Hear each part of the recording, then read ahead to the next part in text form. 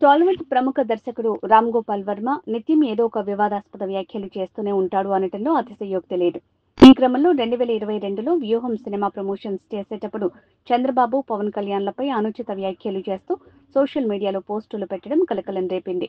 కాగా ఇదే విషయంపై తాజాగా టీడీపీ, జనసేన నేతలు పోలీసులకు ఫిర్యాదు చేయగా ఒంగోలులో ఆయనపై కేసు నమోదవగా ఇటీవలే ఒంగోలు పోలీసులు ఆర్జీవీ ఇంటికి వెళ్లి నోటీసులు ఇచ్చారు. విచారణకు హాజరు కాకపోవడంతో అరెస్టు చేసేందుకు ఇంటికి వెళ్లారన్న వార్తలు కూడా వచ్చాయి. ఆర్జీవీ విచారణకు సహకరించకపోతే తగు చర్యలు తీసుకుంటామని పోలీసులు సైతం హెచ్చరించారు. కాగా ఈ వ్యవహారంపై స్పందించిన ఆర్జీవీ తాను ఎవ్వరికీ భయపడనని ఓ వీడియోను కూడా విడుదల చేశారు. అలాగే ఓ మీడియా సంస్థకు ఇచ్చిన ఇంటర్వ్యూలో నేను ఎక్కడికి పారిపోలేదని స్పష్టం చేశారు.